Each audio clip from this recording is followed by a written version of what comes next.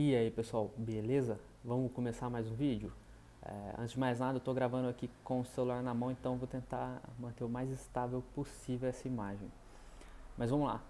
No vídeo anterior dessa série aqui, eu falei sobre 5 itens que a gente pode utilizar para definir alguma coisa como projeto. E nesse vídeo aqui hoje, eu vou falar de uma coisa que se chama termo de abertura de projeto.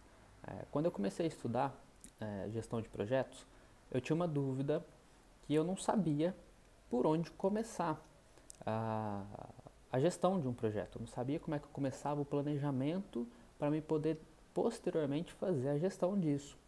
E aí foi quando eu descobri pelo PMBOK o que ele recomenda. Eu comecei a ler o guia do PMBOK, aliás, o PMBOK é o guia do PMI, e aí ele te apresenta um documento que se chama Termo de Abertura de Projeto.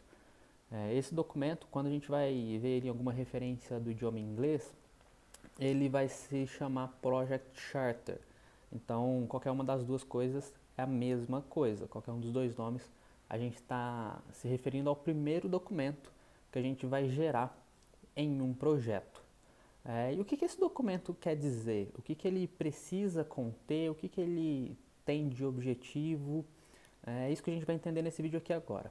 O Project Charter, ou o Termo de Abertura de Projeto, ou TAP, ele é bem conhecido por esses três termos, é um documento simples, nada de complexidade aqui por enquanto.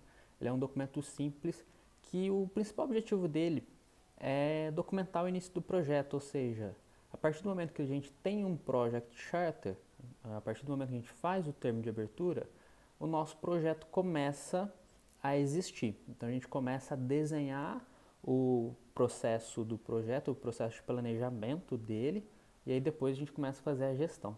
Então o marco zero de um projeto, a gente pode dizer que é o TAP, porque é a partir dele que a gente vai começar todas as outras atividades posteriores.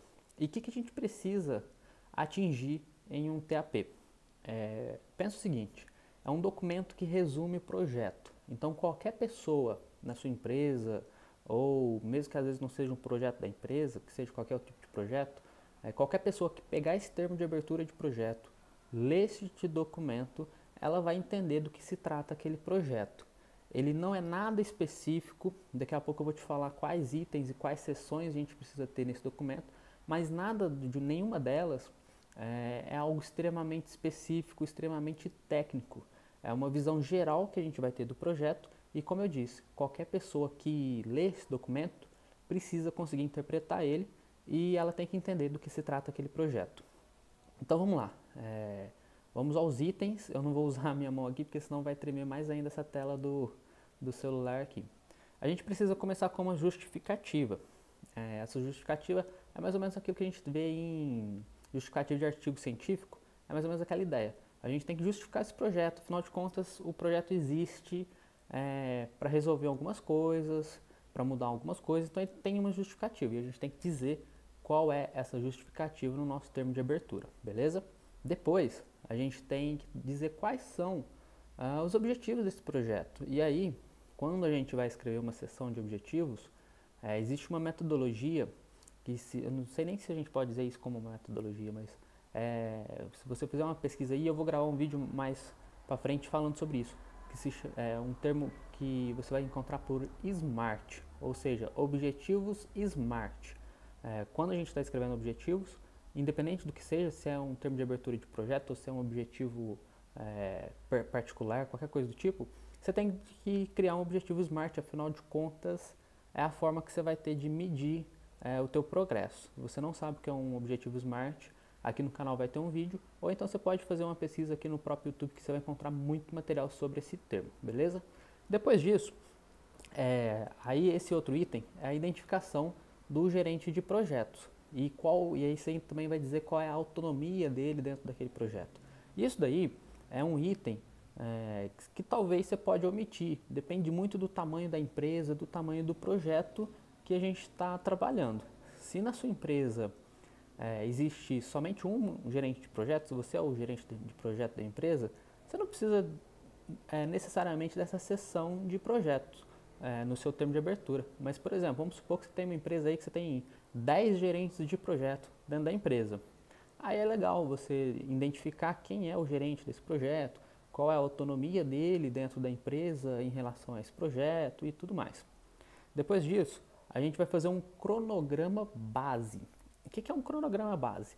É uma estimativa. Então, por exemplo, a gente vai iniciar o projeto no dia 10 de janeiro, no dia 15 de janeiro a gente vai fazer contratação de serviços de terceirização de serviço.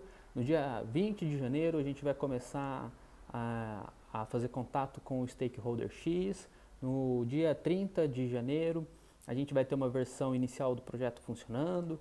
No dia 15 de fevereiro a gente vai ter tal coisa. É um cronograma bem estimado, por cima, a gente pode dizer, entre aspas.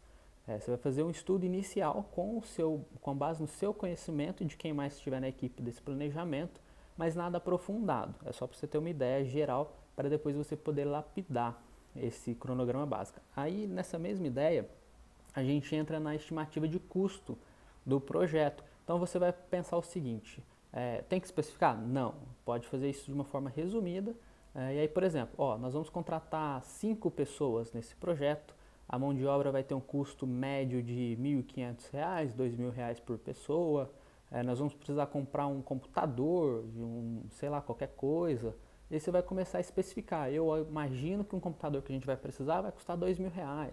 Eu imagino que a tinta que a gente vai precisar para pintar a parede custa R$ 80 o metro quadrado. Sei lá, você vai estimar com base no seu conhecimento e com base no conhecimento da equipe, para depois lapidar. É a mesma coisa do cronograma. Aqui a gente está falando de algo bem geral, que depois vai ser especificado. A gente vai ter documentos específicos e processos específicos para trabalhar esses itens à parte, beleza? E aí depois a gente tem que dizer quais são as necessidades básicas desse projeto. Então, por exemplo, uma necessidade básica, por exemplo, é contratação de RH. Se a minha empresa não tem o RH necessário para executar esse projeto, eu tenho que contratar, e é uma necessidade básica.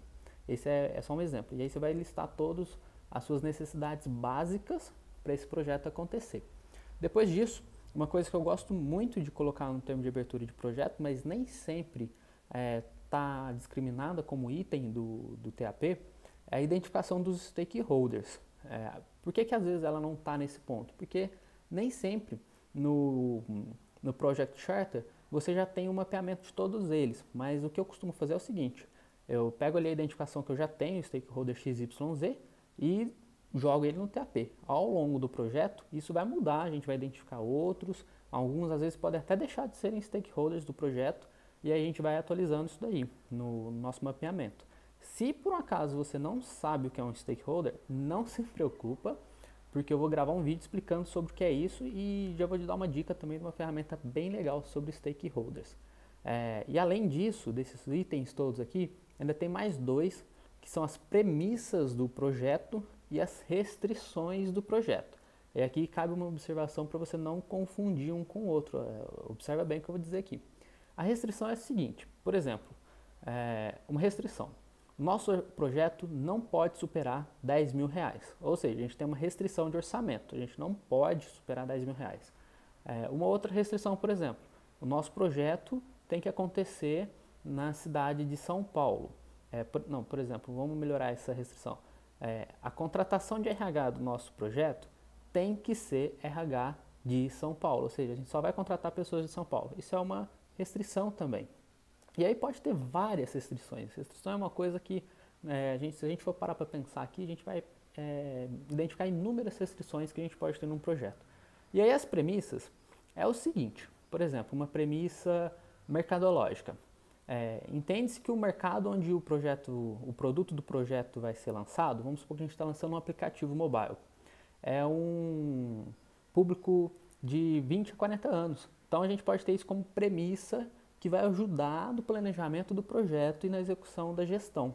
As premissas vão atuar nesse sentido. Ou seja, a premissa é um conhecimento prévio que a gente já tem que vai influenciar no projeto. E a restrição é algo que vai delimitar o nosso projeto, seja no orçamento, seja no escopo, seja nos stakeholders, seja em qualquer coisa. A gente pode ter por exemplo, uma premissa, que é o seguinte: na segunda semana do mês de fevereiro deste ano, vai chover. A gente pode ter essa premissa se a gente tiver um estudo meteorológico suficiente para isso e se o nosso projeto precisar disso.